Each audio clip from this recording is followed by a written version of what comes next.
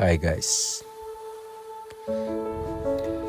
കേരളത്തിലെ വയനാട്ടിൽ സ്ഥിതി ചെയ്യുന്ന തിരുനെല്ലി പഞ്ചായത്ത് വളരെ ചരിത്ര പ്രാധാന്യമുള്ള പ്രദേശമാണ്. ബ്രഹ്മഗിരി കുന്നുകളിൽ സ്ഥിതി ചെയ്യുന്ന പുരാതന തിരുനെല്ലി ക്ഷേത്രത്തിന് ഏകദേശം 3000 വർഷങ്ങളുടെ ചരിത്രമുണ്ട്. ഞാനിന്ന് പറയാൻ ആഗ്രഹിക്കുന്നത് ഈ ക്ഷേത്രത്തെ പറ്റിയല്ല, ഈ ക്ഷേത്രത്തിലേക്ക് പോകുന്ന വനപാതയെയാണ്. മാനന്തവാടിയിൽ നിന്നും കാട്ടിക്കുളം വഴി തോൽപ്പെട്ടി വന്യജീവി സങ്കേതത്തിൽ പ്രവേശിക്കുകയും അവിടെ നിന്ന് ഇടതു തിരിഞ്ഞ് തിരുനെല്ലി ക്ഷേത്രപാത തിരഞ്ഞെടുക്കാം. പോകും വഴിയിൽ ആനത്താരകൾ കാണാം.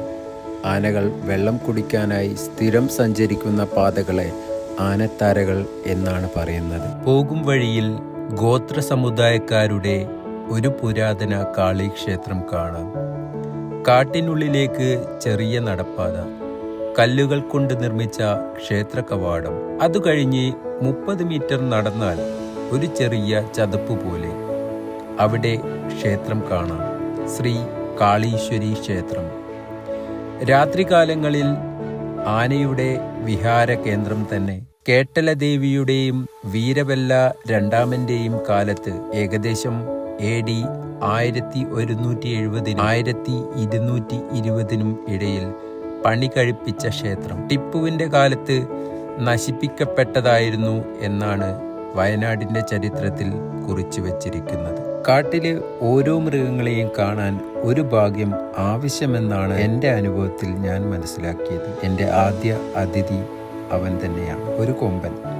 ആളുകൾക്കിടയിലേക്ക് വരാൻ താല്പര്യം കാണിക്കാത്തവനാണെന്ന് തോന്നുന്നു. കാടുകളിൽ ഏറ്റവും കൂടുതൽ കാണപ്പെടുന്ന പുള്ളിമാനുകൾ. എവിടെ തിരിഞ്ഞാലും ഇവറ്റകൾ തന്നെ. പക്ഷേ ചില യാത്രകളിൽ ഒന്നിനെ പോലും കാണാത്ത ദിവസം ഉണ്ടായിട്ടുണ്ടെന്നാണ് എന്റെ ഓർമ്മ. കാട്ടിലൂടെ പോകുമ്പോൾ നിശബ്ദമായി പോകണം. കാണാനുള്ള മൃഗങ്ങൾ നമ്മുടെ ശബ്ദം കൊണ്ട് ഉൾവരിയാറുണ്ട്. അക്കൂട്ടത്തിൽ ഈ കാട്ടുകോഴി. അപൂർവങ്ങളിൽ അപൂർവമായി കാണുന്ന ഈ ഇത്തിരി കുഞ്ഞനാണ് കേഴമാൻ.